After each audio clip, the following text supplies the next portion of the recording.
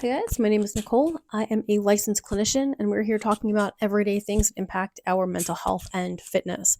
We've been talking about what an alpha male is, how to define the term, and what that looks like in real life. And now we're switching over to alpha female.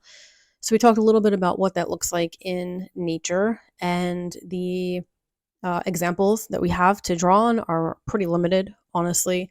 And so now we're going to switch over and look at what that looks like in people, humans.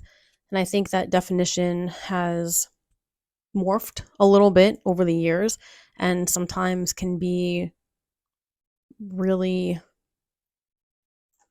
poorly defined. I like the definition that scienceofpeople.com gave. He said succinctly, an alpha female is a woman who has embraced her leadership ambitions. She is talented, highly motivated, and self confident. And honestly, it's not much different than the definition for alpha males. Um, so they go on to list a few different characteristics. So I'm going to offer them up to you. So one of them is that they offer fearless leadership, meaning that they feel like they deserve to be in leadership positions. And I think that is where there's a distinction between alpha male and alpha female. That for alpha males, there usually isn't ever even a question or a thought about that. Like, there's nobody defines alpha male by, oh, he feels like he should be there. But we define alpha female like that. They possess high emotional intelligence. Emotional intelligence is our ability to recognize, understand, and manage our own emotions, as well as influence the emotions of others. And then also being aware that emotions can drive our behavior and impact people either positively or negatively.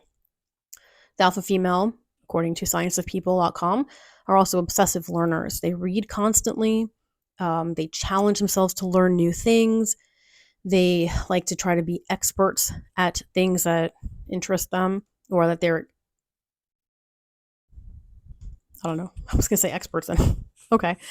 Um, Learning about new fields, research topics, all that good stuff, asking questions, learning from experiences and challenges.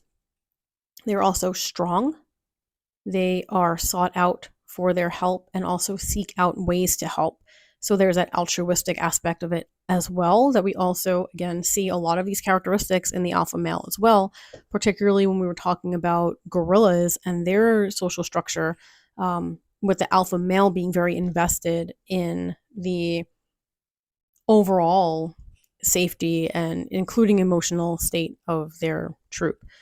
So, ambitious alpha females also seek out mentors, challenges, new opportunities, and want more income, more chances, more out of life in general. And they generally feel a sense of personal charisma and empowerment. Again, this is according to scienceofpeople.com. This is not my own definition, but I do really like it, which is why I'm reading it out. They cultivate harmony.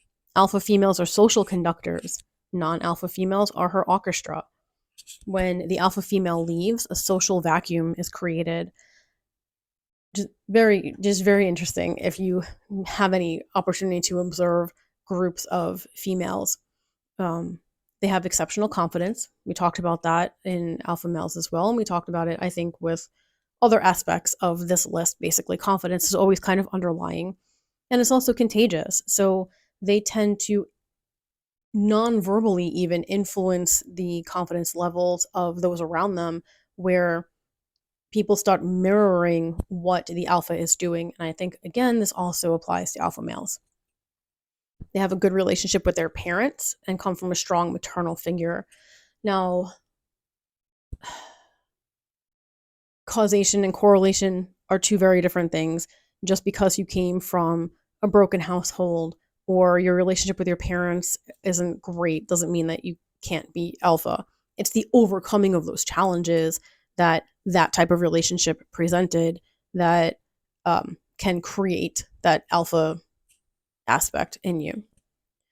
I thought it was also interesting too. They have on this website, and I'll link it. On this website, at the end of the article, they have an alpha female quiz. It's a couple of questions, and if you happen to get a high score, and they say that you're alpha, They also point out that there is a price to pay for the status and the strong alpha female identity, which again, we've seen in alpha males as well. Alpha males tend to be under a lot of stress. We see this very explicitly in baboons. I don't know what other studies have been done in other species looking at cortisol levels or stress levels in alpha males, but here we're talking about there was a study in the Journal of Leadership Education where the research participants who scored high on the alpha female said that at times they felt that they were negatively labeled and stereotyped, and they also reported feeling forced to live up to very high expectations. So we'll address that in our next video.